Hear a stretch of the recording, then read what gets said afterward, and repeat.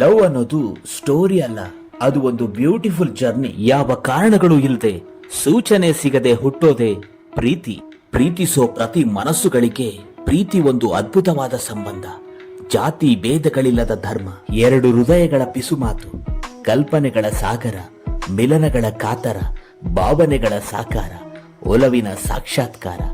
ನಿಮ್ಮ love story ಹೇಗ್ ಶುರುವಾಯ್ತು ಅಂತ ಯಾರಾದ್ರೂ ಕೇಳಿದ್ರೆ ಅವರು ಪ್ರೆಸೆಂಟ್ ಲವ್ ಸ್ಟೋರಿ ಬಗ್ಗೆ ಮಾತ್ರ ಹೇಳ್ತಾರೆ. ಆದ್ರೆ ಅವರ ಜೀವನದಲ್ಲಿ 3-4 ಲವ್ ಸ್ಟೋರಿಗಳು ಬಂದು ಹೋಗಿರುತ್ತೆ. ಕೆಲವರಿಗೆ ಕಾಲೇಜಲ್ಲಿ ಲವ್ ಆಗುತ್ತೆ, ಕೆಲವರಿಗೆ ಕೆಲ್ಸಕ್ಕೆ ಸೇರ್ಕೊಂಡಾಗ ಲವ್ ಆಗುತ್ತೆ, ಕೆಲವರಿಗೆ ಟೂರ್ಗೆ ಹೋದಾಗ ಲವ್ ಆಗುತ್ತೆ, ಇನ್ನು ಕೆಲವರಿಗೆ ದೇವಸ್ಥಾನದಲ್ಲಿ, ಶಾಪಿಂಗ್ ಮಾಲ್ ಅಲ್ಲಿ, ಸಿಟಿ ಮಾರ್ಕೆಟ್ ಅಲ್ಲಿ. ಹೀಗೆ ಪ್ರೀತಿ ಆರಂಭ ಆಗೋದಿಕ್ಕೆ ಇಂಥದ್ದೇ ಸ್ಥಳ ಅಂತ ಇಲ್ಲ, ನಿಖರವಾದ ಟೈಮ್ ಕೂಡ ಇಲ್ಲ. ಸ್ವಿಚ್ ಹಾಕಿ ಲೈಟ್ ಆನ್ ಆಗೋದಿಕ್ಕೆ ಮುಂಚೆನೆ ಪ್ರೀತಿ ಹುಟ್ಟಿರುತ್ತೆ. ಕೆಲವರು ಲವ್ ಮಾಡೋಕೆ ಅಂತಾನೆ ಹುಟ್ಟಿರ್ತಾರೆ. ಅವರಿಗೆ ಲವ್ ಸ್ಟೋರಿ 4-5ನೇ ಕ್ಲಾಸ್ ಅಲ್ಲಿ ಇದ್ದಾಗಲೇ ಶುರುವಾಗಿರುತ್ತೆ. SSLC ಮುಗಿಸೋ ಅಷ್ಟರಲ್ಲಿ 3-4 ಹುಡುಗಿರ ಮೇಲೆ ಲವ್ ಆಗಿ ಆ ಹುಡುಗಿ ಸ್ಕೂಲ್ ಚೇಂಜ್ ಮಾಡಿದ್ಮೇಲೆ 1 ವೇ 2 ವೇ ಎಲ್ಲಾನು ಬ್ರೇಕ್ ಆಗಿರುತ್ತೆ. ಅದಾದ್ಮೇಲೂ ಸುಮ್ನಿರ್ದೆ ಕಾಲೇಜ್ ಫಸ್ಟ್ ಇಯರ್ ಅಲ್ಲೊಂದು, ಲಾಸ್ಟ್ ಇಯರ್ ಅಲ್ಲೊಂದು, ಕೆಲ್ಸಕ್ಕೆ ಹೋಗುವಾಗೊಂದು, ಹೀಗೆ ಕೊನೆಗೆ ಯಾವ್ದಾದ್ರೂ ಒಂದ್ರಲ್ಲಿ ಸಕ್ಸಸ್ ಆಗಿ ಮದ್ವೆ ಆಗ್ತಾರೆ. ಇನ್ನು ಕೆಲವರು ಎಲ್ಲಾ ಹಳೆ ಲವ್ ಸ್ಟೋರಿನೂ ಮುಕ್ತಾಯ ಮಾಡಿ ಅಪ್ಪ ಅಮ್ಮ ತೋರ್ಸಿರೋ ಹುಡುಗಿಗೆ ತಾಳಿ ಕಟ್ತಾರೆ. ಇದು ಲವರ್ ಬಾಯ್ ಅನಿಸ್ಕೊಂಡಿರೋ ನಮ್ಮ ಹುಡುಗರ ದುರಂತ ಕತೆ. ನನಗೆ ಪ್ರೀತಿ ಬಗ್ಗೆ ನಂಬಿಕೆನೇ ಇಲ್ಲ ಅನ್ನೋ ಹುಡುಗಿರ್ಗೆ ಎಷ್ಟೋ ಹುಡುಗರ ಪ್ರಪೋಸಲ್ಸ್ ಬಂದ್ ಹೋಗಿರುತ್ತೆ. ನನ್ನ ಹುಡುಗ ಹೀಗೆ ಇರ್ಬೇಕು ಅಂತ 100 ಆಸೆ ಇಟ್ಕೊಂಡಿರೋ ಹುಡುಗಿರು ಅವರ ಕನಸಿಗೆ ಡ್ರೀಮ್ ಬಾಯ್ ಅಂತಾನೆ ಹೆಸರಿಟ್ಟಿರ್ತಾರೆ.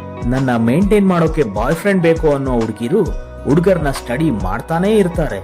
ಅದರಲ್ಲಿ ಕೆಲವ್ರನ್ನ ಆಯ್ಕೆ ಮಾಡ್ಕೊಂಡು 2-3 ಬಾಯ್ ಫ್ರೆಂಡ್ ನ ಬದಲಾಯಿಸಿ ಅವ್ರ ಹತ್ರ ಇರೋ ದುಡ್ಡನ್ನೆಲ್ಲ ಖಾಲಿ ಮಾಡಿಸಿ ಕೊನೆಗೊಂದಿನ ಯಾರಿಗೂ ಸಿಗದೆ ಮದ್ವೆ ಆಗಿ ಹೊರಟೋಗ್ತಾರೆ. ಹುಡುಗಿರಲ್ಲೂ ಕೆಲವರು ಒಳ್ಳೆಯವ್ರು ಇರ್ತಾರೆ ಕಣ್ರಿ.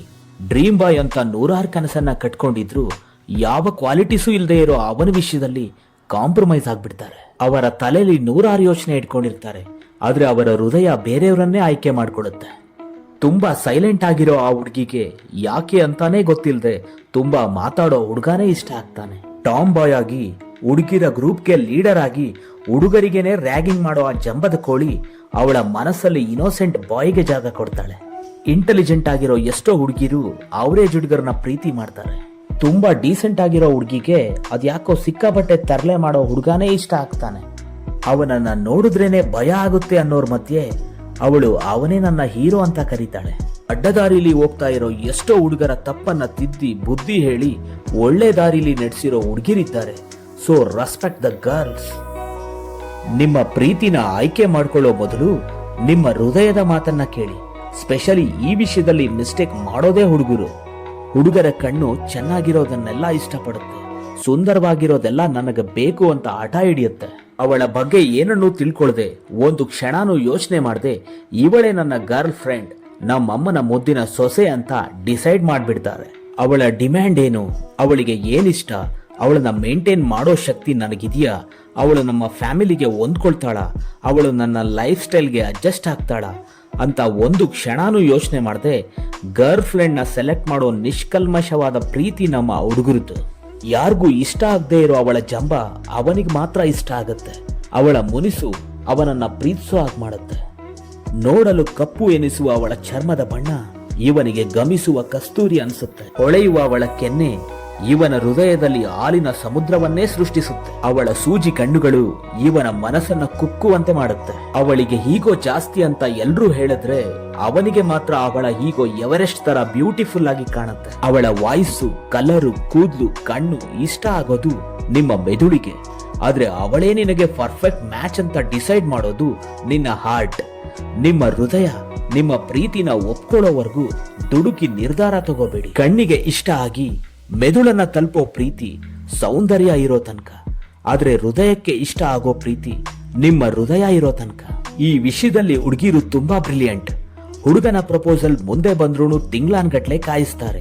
ಅವನ ಹಿಸ್ಟ್ರಿನ, ಕೆಮಿಸ್ಟ್ರಿನ ಸ್ಟಡಿ ಮಾಡ್ತಾರೆ. ಅವನ ಫ್ಯಾಮಿಲಿನ, ಫ್ರೆಂಡ್ ಸರ್ಕಲ್ನ, ಅವನಿಗಿರೋ ಹ್ಯಾಬಿಟ್ಸ್ ನ ಎಲ್ಲಾನು ಚೆಕ್ ಮಾಡಿ ಅವನನ್ನ ಹಳದು ತೂಗಿ ಹೇಗೋ ಧೈರ್ಯ ಮಾಡಿ ಕೊನೆಗೆ ಓಕೆ ಮಾಡ್ತಾರೆ. ಆದ್ರೆ ಒಂದಂತೂ ಕನ್ಫರ್ಮ್, ಹುಡುಗಿ ಓಕೆ ಮಾಡಿದ ತಕ್ಷಣ ಕೊನೆವರೆಗೂ ಜೊತೆಗಿರ್ತಾಳೆ ಅಂತ ಗ್ಯಾರಂಟಿ ಕೊಡಕ್ಕಾಗಲ್ಲ ಬಾಯ್ಸ್. Be careful. ಹಾಗಂತ ಎಲ್ಲಾ ಹುಡುಗರದು ಟ್ರೂ ಲವ್ ಅಂತ ಹೇಳಕ್ಕಾಗಲ್ಲ. ಹುಡುಗರು ಹುಡುಗಿರು ಇಬ್ರಲ್ಲೂ ಮೋಸ ಹೋಗೋರು ಇರ್ತಾರೆ, ಮೋಸ ಮಾಡೋರು ಇರ್ತಾರೆ. ಎಲ್ಲಾ ಪ್ರೀತಿಗಳು ಮದುವೆ ಅನ್ನೋ ಮೆಟ್ಲನ್ನ ತಲುಪೋದಿಲ್ಲ. ಸಿನಿಮಾದಲ್ಲಿ ತೋರ್ಸೋ ಹಾಗೆ ಹ್ಯಾಪಿ ಎಂಡಿಂಗ್ ಆಗೋದಿಲ್ಲ. ಪ್ರೀತಿ ಮಾಡ್ಬೇಕು ಅಂದ್ಕೊಂಡಾಗ ಯಾರೊಬ್ಬರಿಗೂ ಮುಂದೆ ಸವಾಲುಗಳನ್ನ ಎದುರಿಸ್ಬೇಕು, ಫ್ಯಾಮಿಲಿ ವಿರುದ್ಧ ಧೈರ್ಯವಾಗಿ ನಿಲ್ಬೇಕು, ಮದುವೆ ಆಗೋದಕ್ಕೆ ಎಲ್ಲರನ್ನ ಒಪ್ಪಿಸ್ಬೇಕು ಅನ್ನೋ ಕಲ್ಪನೆಗಳೇ ಇರೋದಿಲ್ಲ. ಕೆಲವು ಲವ್ ಸ್ಟೋರಿಗಳು ಅಪ್ಪ ಅಮ್ಮ ಒಪ್ಪಿಲ್ಲ ಅಂತ ಬ್ರೇಕಪ್ ಆಗ್ತವೆ, ಇನ್ನು ಕೆಲವು ಅಪ್ಪ ಅಮ್ಮ ಒಪ್ಪಿದ ಮೇಲೂ ಬ್ರೇಕಪ್ ಆಗ್ತವೆ. ಇವೆರಡರ ಮಧ್ಯೆ ಅಪ್ಪ ಅಮ್ಮನೇ ಬೇಡ ಅಂತ ಬಿಟ್ಟು ಹೋಗಿ ಮದುವೆ ಆಗಿರೋ ಎಷ್ಟೋ ಲವ್ ಸ್ಟೋರಿಗಳಿವೆ. ಕಾರಣ ಏನೇ ಇರ್ಬೋದು, ಪ್ರಾಬ್ಲಮ್ ಎಷ್ಟೇ ಬರ್ಬೋದು, ಅದೆಲ್ಲದಕ್ಕಿಂತ ಪ್ರೀತಿನೇ ದೊಡ್ಡದು ಅಂತ ನಿಮ್ಗನ್ಸಿದ್ರೆ ಅದನ್ನ ಜೋಪಾನವಾಗಿ ಕಾಪಾಡ್ಕೊಳ್ಳಿ. ಫ್ಯಾಮಿಲಿಗೆ, ಕುಟುಂಬದವರಿಗೆ ನೋವಾಗುತ್ತೆ ಅಂದ್ರೆ ಅವರನ್ನ ಕನ್ವಿನ್ಸ್ ಮಾಡಿ ಒಪ್ಸಿ. ಪ್ರೀತಿಗೆ ಡೆಸ್ಟಿನೇಷನ್ ಅನ್ನೋದೇ ಇರೋದಿಲ್ಲ. ಒಂದು ಪ್ರೀತಿ ಕಳೆದೋದ್ರೆ ಮತ್ತೊಂದು ಪ್ರೀತಿ ನಿಮಗೆ ಸಿಗ್ಬೋದು. ಒಂದು ಪ್ರೀತಿ ನಿಮಗೆ ಮೋಸ ಮಾಡಿದ್ರೆ ಅದಕ್ಕಿಂತ ಒಳ್ಳೆ ಪ್ರೀತಿ ನಿಮ್ಮ ಕೈ ಹಿಡಿಬಹುದು. ಪ್ರೀತಿ ಅನ್ನೋದು ಹರಿಯೋ ನದಿ ಇದ್ದ ಹಾಗೆ.